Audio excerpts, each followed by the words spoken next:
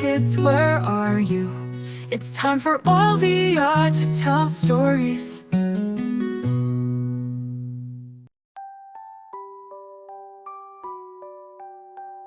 Chapter 1.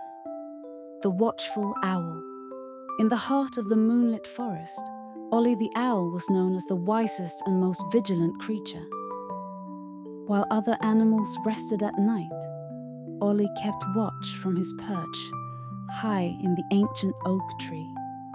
He loved the quiet stillness of the forest and the twinkling stars above.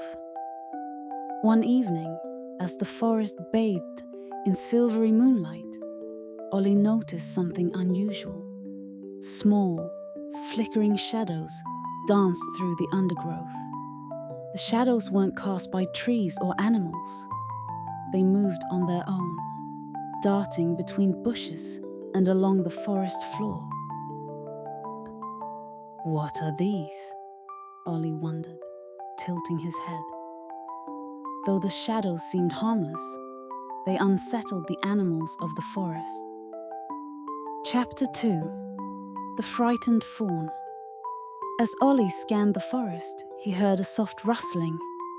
A young fawn named Daisy emerged from the bushes, her wide eyes filled with fear. "Ollie, help!" she cried. "Something's following me." Ollie swooped down from his perch, his wings silent in the cool night air. "Calm yourself, Daisy. Tell me what happened." Daisy explained that strange shadows had appeared near the meadow where she and her mother grazed. Her mother told her to run while she sought help from other deer. "I was so scared, I lost my way," Daisy said, her small body trembling. "Don't worry," Ollie said gently. "I'll guide you back to your mother." Chapter 3. A Mysterious Journey. Ollie led Daisy through the forest, his keen eyes scanning the darkness. The flickering shadows seemed to follow them, their movements quick and elusive. As they approached the meadow, Daisy cried out in joy. Her mother was waiting for her, along with a group of other deer. "Thank you, Ollie," the elder deer said, bowing her head. "You've always been our guardian in the night." But Ollie's relief was short-lived. As he turned to leave, he spotted more shadows gathering near the meadow. They weren't just following the animals. They seemed to be multiplying. "I must find out where these shadows are coming from," Ollie thought. Chapter 4. The Fox and the Rabbit. As Ollie flew deeper into the forest, he came across a commotion near the riverbank. A fox named Finn and a rabbit named Willow were arguing, their voices rising in panic. "It's your fault we're lost," Finn snapped. "My fault," Willow retorted. "You're the one who insisted we take a shortcut." "Enough, both of you," Ollie interrupted, landing gracefully between them. "What's going on?" Finn and Willow explained that they had been out searching for food when shadows began to appear around them. In their panic, they ran in circles and lost their way. "I'll guide you back to safety," Ollie said. "But stay close and don't let fear cloud your judgment." Chapter 5. Shadows in the Mist. As the trio made their way through the forest, the shadows grew bolder. They darted closer, weaving between the trees and bushes. Finn's sharp eyes spotted something unusual, a faint mist that seemed to cling to the shadows. "Well, what is that?"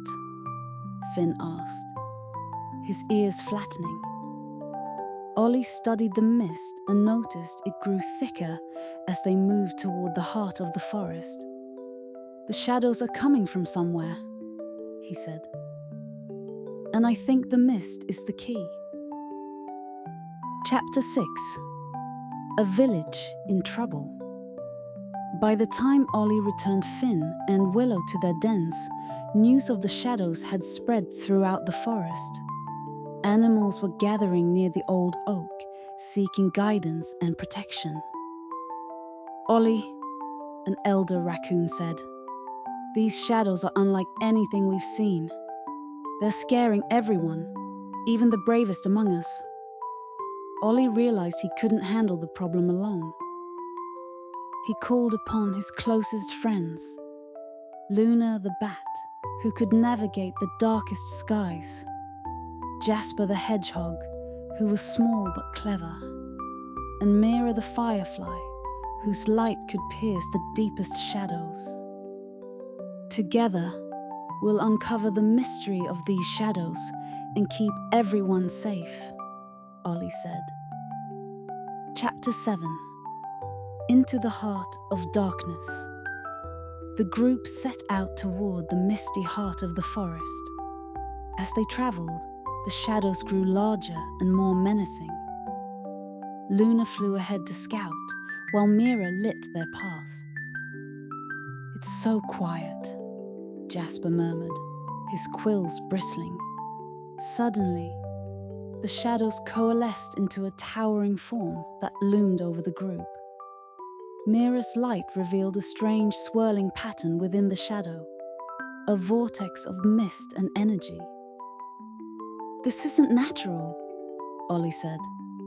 "It's as if the shadows are alive." Chapter 8. The Source of the Shadows.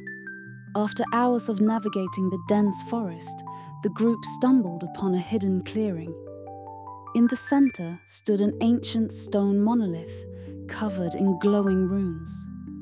Mist poured from the cracks in the stone, giving rise to the shadows. "What is this place?" Jasper asked, his voice trembling. Ollie examined the runes. "This monolith must be the source of the shadows.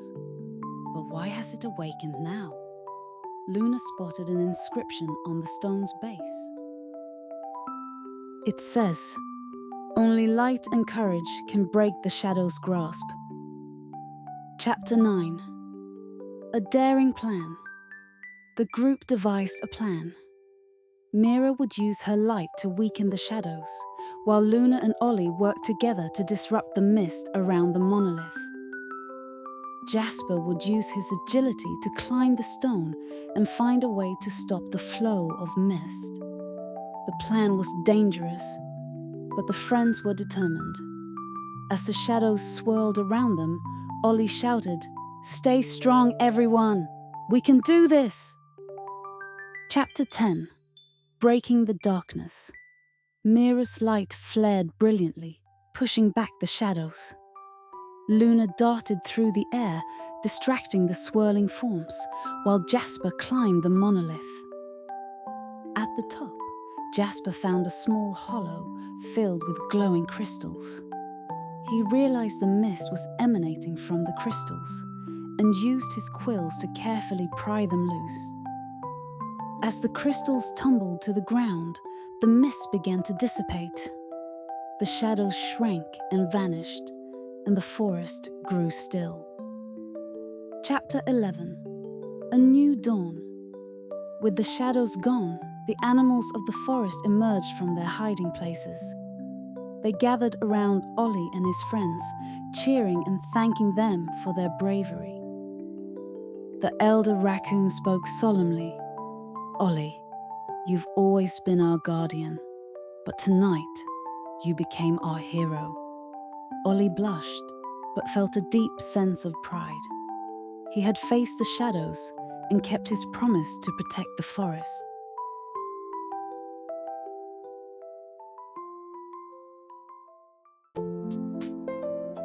If you like our stories, please like, subscribe, and turn on the little bell, so you won't miss exciting stories every day. You are also welcome to share it with family and friends to listen to the story together. Love you.